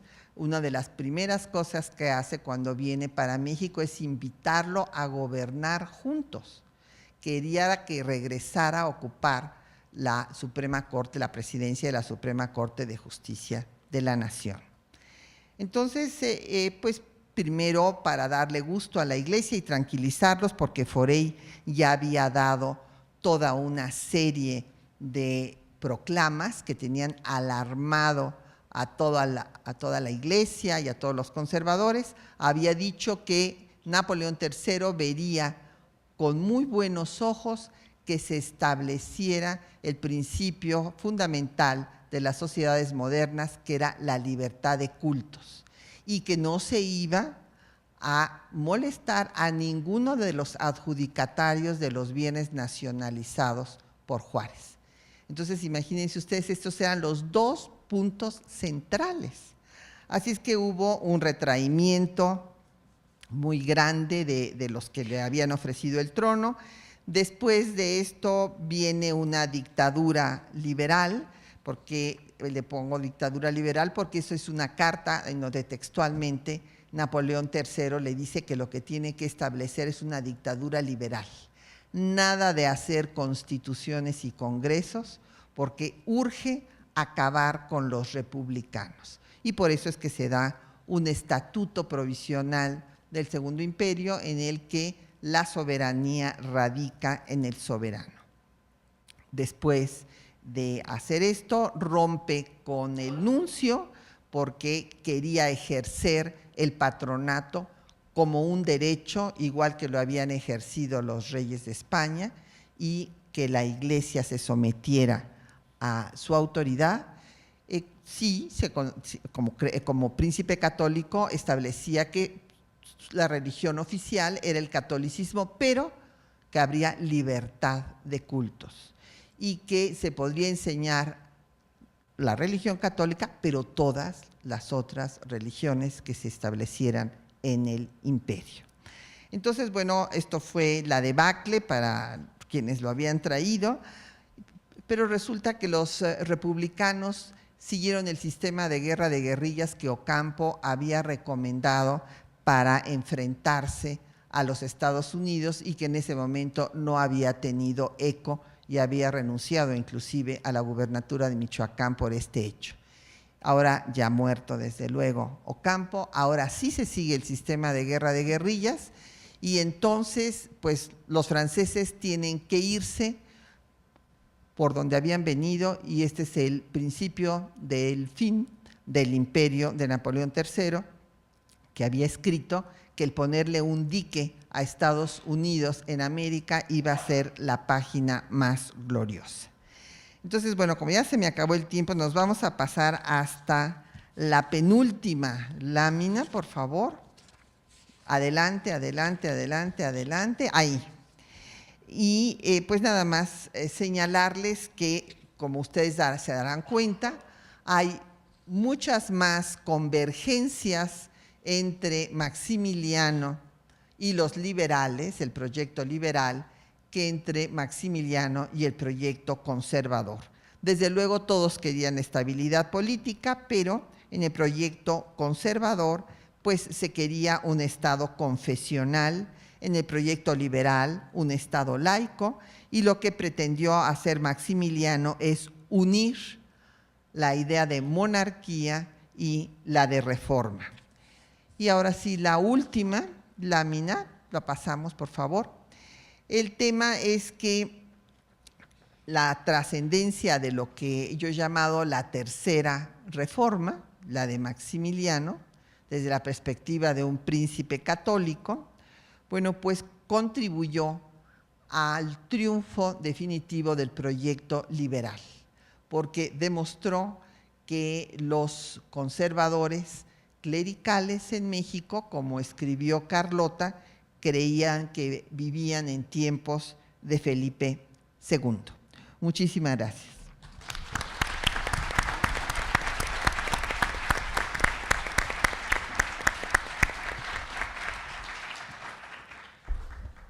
Muchas gracias, Patricia.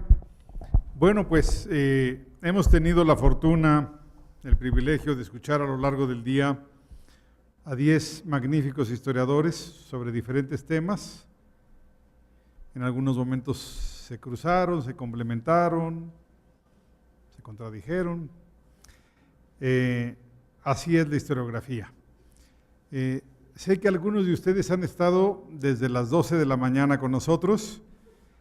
Creo que es momento de ir a descansar un rato. Les recomiendo el patio de los Naranjos, allá abajo, un lugar bellísimo, para que puedan subir a las 7 de la noche.